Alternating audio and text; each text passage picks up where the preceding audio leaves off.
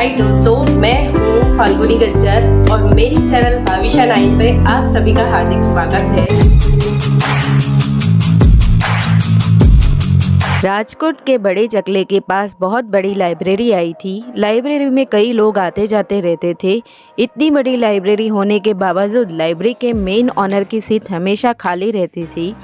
कहा जाता है कि यहाँ का सबसे पहला ऑनर शांतिलाल सेठ कुर्सी पर बैठते ही 3 महीने के बाद चल बसा था। उसके बाद 4 ऑनर भी इसी तरह से 3 महीने बाद किसी न किसी कारण से चल बसे। लोगों का कहना था कि शायद ये ऑनर की खुशी ही इस बात का कारण है, सो कोई भी इस जगह पर बैठना नहीं चाहता था। एक दिन श्यामलाल नाम का आदमी, जो ओडिशा का रहने वाला था, जिसे इन सब अंधविश्वासों की बात पर बिल्कुल भी विश्वास नहीं था, उसे इस कुर्सी पर नियुक्त किया गया। 1 महीने के दौरान उसने लाइब्रेरी में बहुत कुछ बदल दिया। उसकी कार्य क्षमता को देख लोगों को लगता था कि शायद यही है जो इस कुर्सी पर अच्छे से टिक पाएगा। दूसरे महीने की शुरुआत में उसे कुछ अजीबोगरीब हरकत उस लाइब्रेरी में दिखाई दी। लाइब्रेरी जब शुरू हुई थी तब शांतिलाल सेठ ने बहुत ही पुराने बुक्स एक कमरे में रखवा कर उसे सील कर दिया था और उस कमरे में जाने पर रोक लगाई थी। हर शाम लाइब्रेरी बंद होने के 15 मिनट पहले उस कमरे में से अजीबोगरीब आवाज़ें आती थी। श्यामलाल यह आवाज़ सुन उस कमरे के ओर बढ़ता है और वहाँ का वार्ड बॉय उसे रोक लेता है।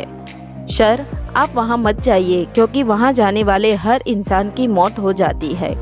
श्यामलाल उस दिन रुक गया और अपने घर चला गया, लेकिन घर जाने के बाद भी उसे नींद नहीं आई।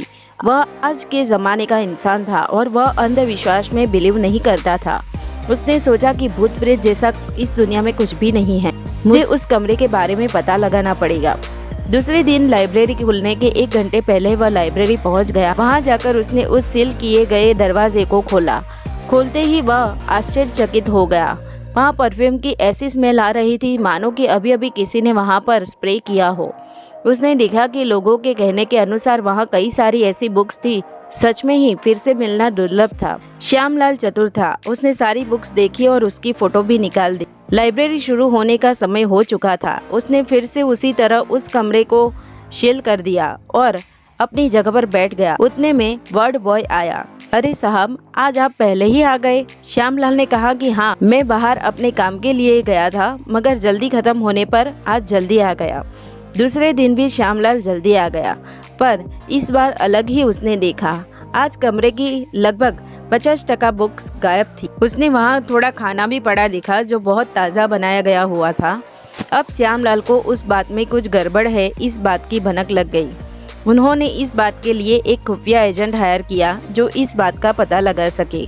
अब धीरे धीरे कुछ बातें सामने आने लगी, मगर इसके पीछे कौन है इस बात का पता नहीं चल रहा था। अब 2 महीने हो चुके थे।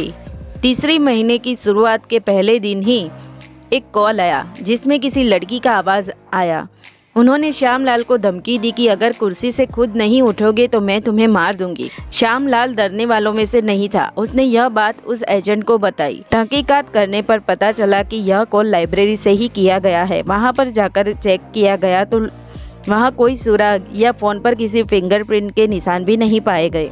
श्यामलाल और वह एजेंट दिन रात एक कर उस बात का पता लगाने की कोशिश कर रहे थे, मगर कुछ पता नहीं चला।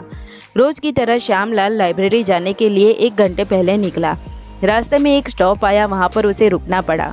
वहां उसने एक लड़की को देखा। वह गाड़ी में थी और उसमें से वही परफ्यूम की स्मेल आ रही थी जो उस कमरे से आती थी।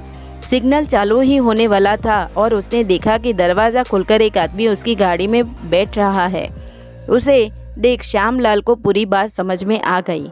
श्यामलाल ऑफिस पहुंचा। उतने में वार्ड बॉय वहां आया। उसने श्यामलाल को चाय कॉफ़ी में के लिए पूछा। श्यामलाल ने मना किया। उतने में श्यामलाल कहने लगे कि सच में लोगों पर विश्वास करना कितना मुश्किल हो गया है। वैसे गाड़ी कितने में ली? वह सुन वार्ड बॉय शॉक्ड हो गया। उतने में पुलिस और एजेंट वहां पहुंच गया, जिसने वार्ड बॉय को पकड़ लिया। थोड़ी बहुत मारपीट के बाद पता चला कि शांतिलाल सेठ का वह भतीजा है। सेठ को एक बार कहते हुए सुना था कि उनकी लाइब्रेरी में बहुत सारी ऐसी बुक्स है जो बहुत रेयर है। अगर इसे फॉरेन के मार्केट में बेचे तो उसकी लाखों की कीमत आएगी।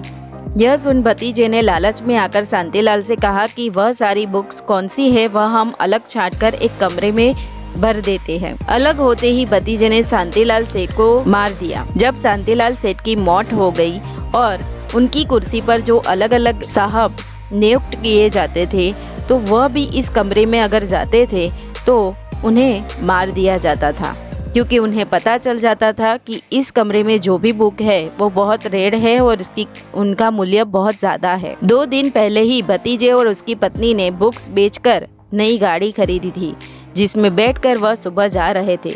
दोस्तों, पाप का घड़ा एक बार तो फुटता ही है। इस बार बड़ बॉय और उसकी पत्नी को गिरफ्तार कर दिया गया।